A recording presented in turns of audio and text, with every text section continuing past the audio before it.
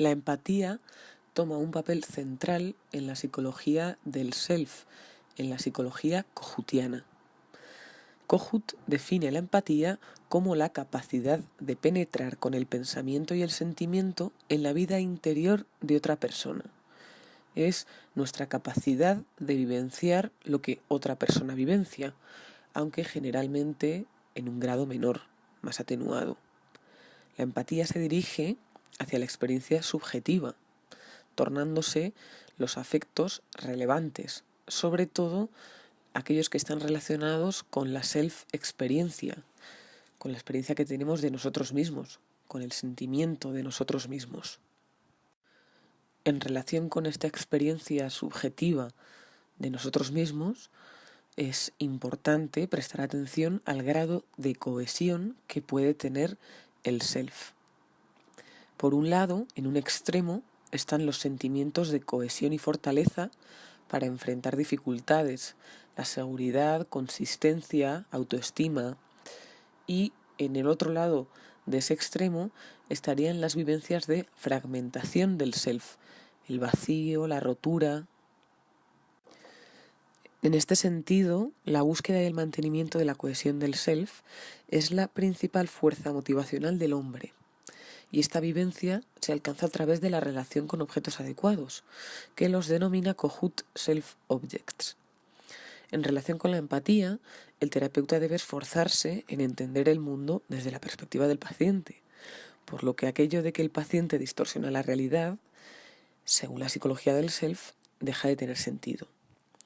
Los desacuerdos o críticas hacia el analista dice que son claves para analizar las fallas en la empatía del terapeuta y que no se entienden, por tanto, estos desacuerdos o críticas hacia el analista como resistencias o transferencias negativas por parte del paciente. Focaliza mucho la atención Kohut en la experiencia, que las teorías sean verificables empáticamente, mientras que el modelo freudiano se centra en lo que el paciente esconde, no en lo que en realidad siente. Por ello, el marco relacional, desde esta perspectiva, debe ser óptimo. El concepto de self nuclear es similar al de self verdadero de Winnicott. El self-object de Kohut es todo objeto que, al ser vivido de forma intrapsíquica, suministra la experiencia de cohesión del self y continuidad en el tiempo. Las funciones del self-object son la función especular, que es la empatía con los estados afectivos, para que sean integrados en el self. Es decir, se trata de validar la experiencia subjetiva. Otra función es la función reguladora. Se trata de regular los afectos dolorosos para que sean integrados en el self, evitando la escisión. Por otra parte está el reconocimiento de las singularidades del self y de su potencial, que es la self-experiencia de libertad. Por otra parte está aportar la vivencia de afinidad con el objeto, que esto es el self-object gemelar. Se trata de que viva como propio el self. Es decir, que se trata de que el self necesita siempre self-objects, los cuales van variando según el momento vital. Cuanto mayor es la experiencia de interpenetrabilidad con los self-objects, o sea, cuanta más relación tengamos con esos objetos, mayor es también la vivencia de fortaleza e independencia del self, aunque suene paradójico, según esta teoría. Cuando estas necesidades son frustradas, de forma que el self no lo tolera,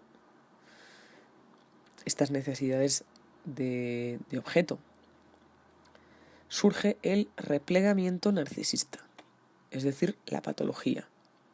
Y si esta frustración es tolerable, se puede manejar, las funciones se interiorizan por el propio self.